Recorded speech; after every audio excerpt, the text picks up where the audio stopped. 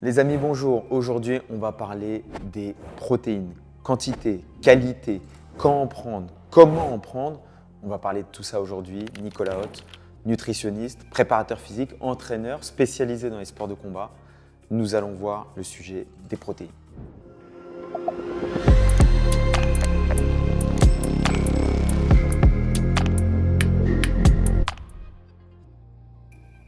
Alors la protéine, c'est quoi? Ça sert à quoi?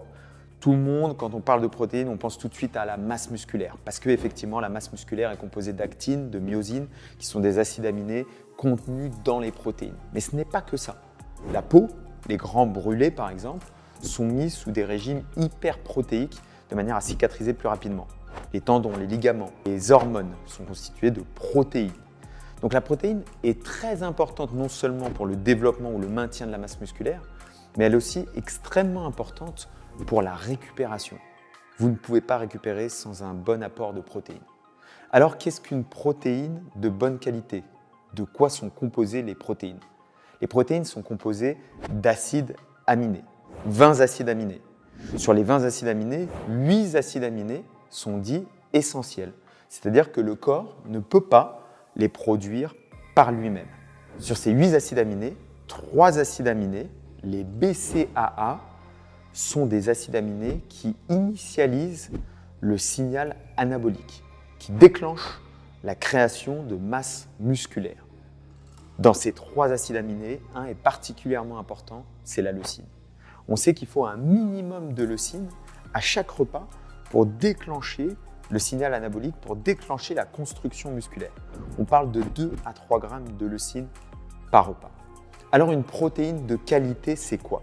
Une protéine de qualité, c'est une protéine qui est riche en acides aminés essentiels. C'est une protéine qui est riche de nombreux acides aminés, puisque pour construire la masse musculaire, on a besoin de l'ensemble des composants de la masse musculaire.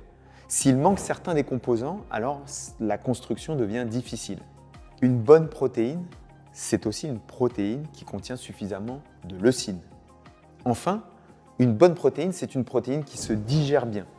L'essentiel de la protéine va pouvoir être ensuite acheminé jusqu'au muscle pour être utilisé dans le cadre de la construction musculaire. Alors, de manière générale, les meilleures protéines sont des protéines animales. Bien évidemment, on a constaté qu'avec un bon régime alimentaire, on avait des véganes, des végétariens, qui pouvaient obtenir des résultats en termes d'hypertrophie équivalents, voire parfois supérieurs, à des personnes qui avaient un régime composé essentiellement de protéines animales. Mais ça demande la plupart du temps plus de travail et plus de précision dans la composition de ces repas. Un des éléments clés de la protéine, c'est ce qu'on appelle la balance protéique. La balance protéique, c'est la différence entre la dégradation des protéines qui a lieu en permanence, puisque en permanence, le corps est en train de renouveler la peau, les tissus, les cheveux, etc., les muscles, et la synthèse protéique. Ce qu'on constate, c'est que juste après un repas, il y a une élévation de la synthèse protéique. Et puis, au fur et à mesure du temps, il y a la dégradation qui prend place et la balance protéique repasse en dessous.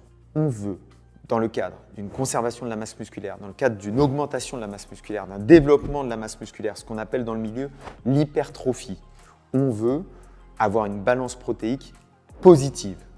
Pour avoir une balance protéique positive, on va essayer d'avoir une source de protéines à chacun de ces repas.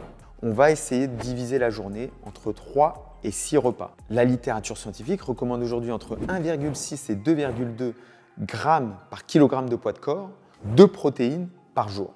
L'élément simple à retenir, c'est 2 grammes par kilogramme. Si vous faites 75 kg, vous devez absorber dans une journée 150 grammes de protéines. Ces 150 grammes vont être divisés dans le nombre de repas que vous avez dans la journée, dans le nombre de fois où vous mangez dans la journée, entre 3 et 6 fois. Une fois que vous avez apporté suffisamment de protéines, 2 grammes par kilogramme de poids de corps, que vous avez divisé cet apport protéique dans le nombre de repas que vous avez dans la journée, vous avez déjà fait l'essentiel du travail. Vous pouvez ensuite vous assurer que vous avez bien à chacun des repas environ 2 à 3 grammes de leucine de façon à déclencher le signal anabolique. Attention, petit bémol toutefois. Ces données sont pour des personnes qui souhaitent conserver leur masse musculaire, qui sont actifs, qui souhaitent développer leur masse musculaire, qui sont entre 10 et 20% de masse grasse pour les hommes. Donc qui sont sur des taux relativement bas en termes de masse grasse.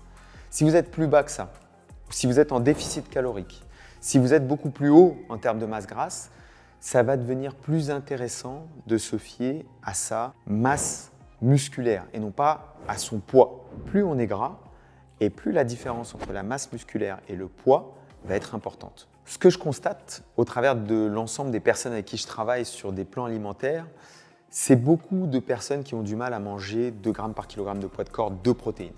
Si vous n'avez pas de programme de renforcement musculaire, vous pouvez baisser légèrement votre rapport en protéines et aller descendre jusqu'à 1,5 g par kilogramme de poids de corps.